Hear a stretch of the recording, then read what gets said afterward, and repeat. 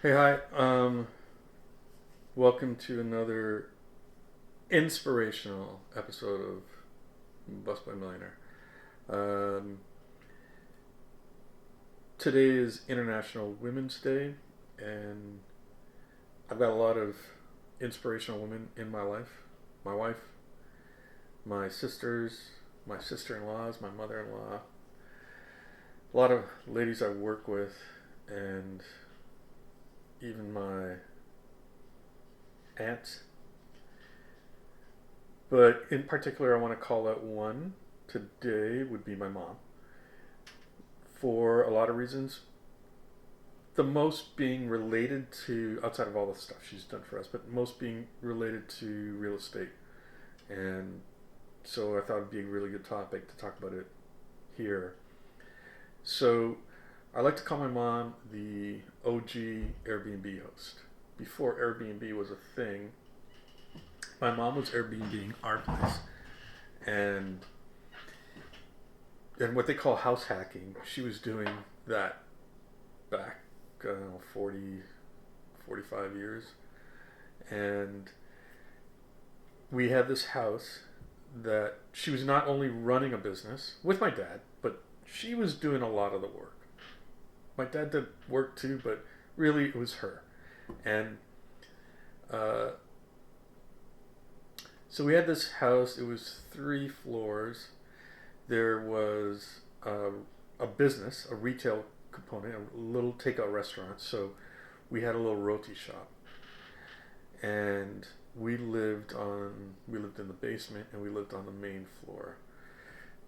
Then on the second floor,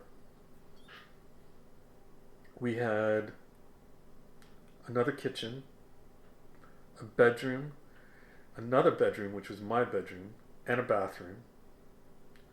And then on the third floor, there was 2 other bedrooms. So my mom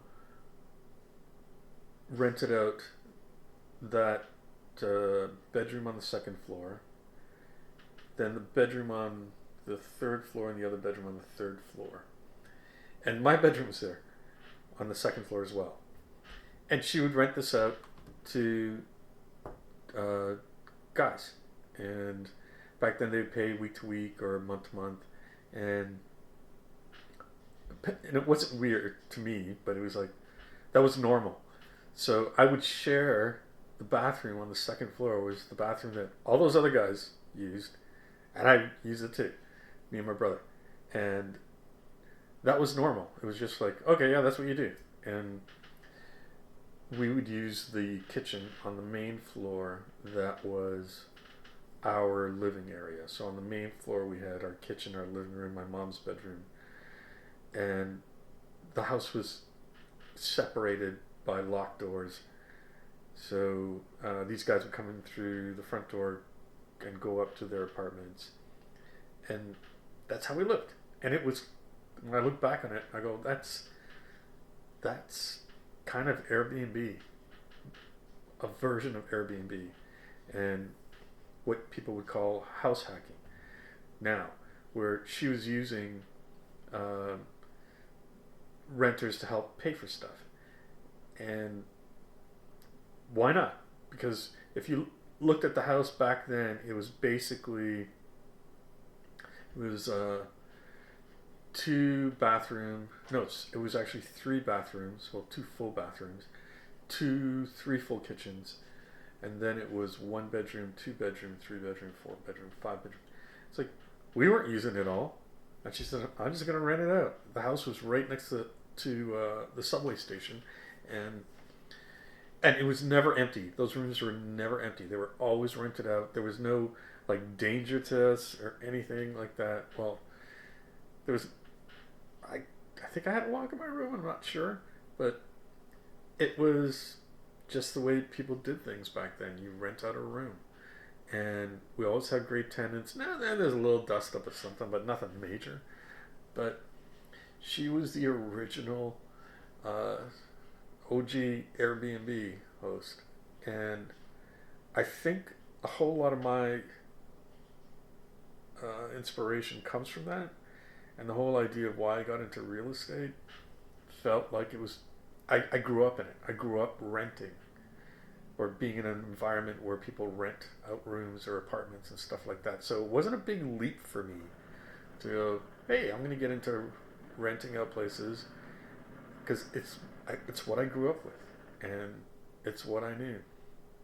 And the other thing too is my mother's a simple lady. I don't think she did even high school. I think she just finished elementary school.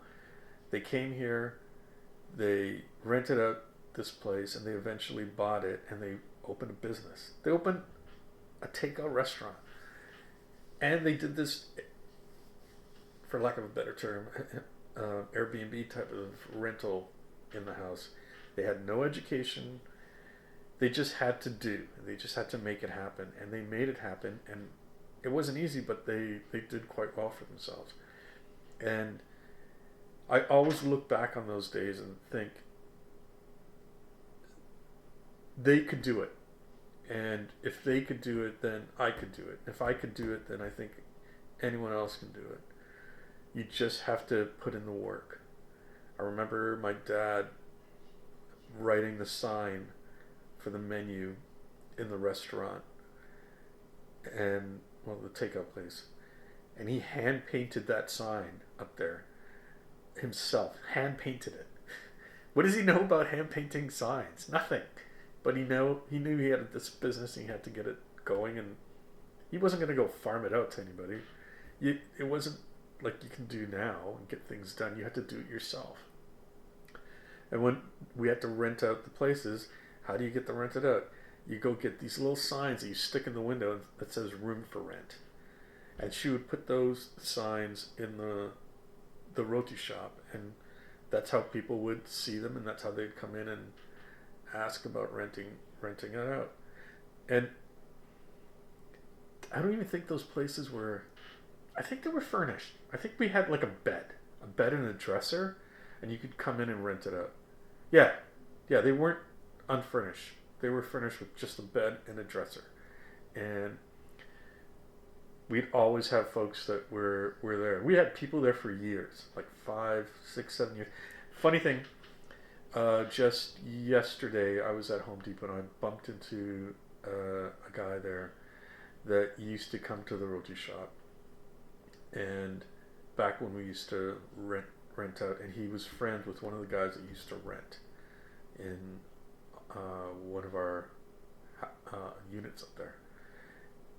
But anyways, back to the whole thing about you can house hack now. You can Airbnb now. You can find ways of increasing your income and paying off for your place. You've just got to be flexible. Get a big place, fix it up, use the bedrooms, rent them out. If you don't need all that space, just live in the part that you want to live in, rent out the rest. It will pay for your mortgage. And then as more and more of it gets paid off and the value in the house goes up, then you can refinance and take the money out. But don't think that you have to go buy a 3-bedroom place and live there all by yourself. House hack. It's worked 45, 50 years ago, even more. It's working today. And they just give it a different name.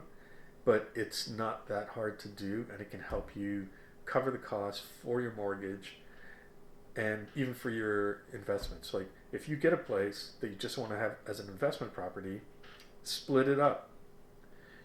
If it's a 3-bedroom, 4-bedroom place and one kitchen, and you don't want to put in another kitchen and make it a separate apartment, then rent out the places by the bedroom and charge by the bedroom. People are more than happy to pay per bedroom and then share a kitchen if it's Airbnb. So you have options that way. And under the new bylaws, you have to look into that a bit more. But even long term, you can rent out a place long term where you've got a 3-bedroom or 4-bedroom place and split up the leases that way, that everyone's just renting a room long term and they're sharing a kitchen and a bathroom. People are willing to do it. Cost of housing in Toronto is insane. And if you're splitting it up, it's affordable for people, as opposed to paying $2,500 for a 1-bedroom. Somebody would gladly take just a bedroom and share a kitchen, depending on what that cost is, but it's doable. So don't think that if you get a place and it doesn't have 3 units separated that you can't make money on it. House hack. Do like my mom did. Be the OG original Airbnb host.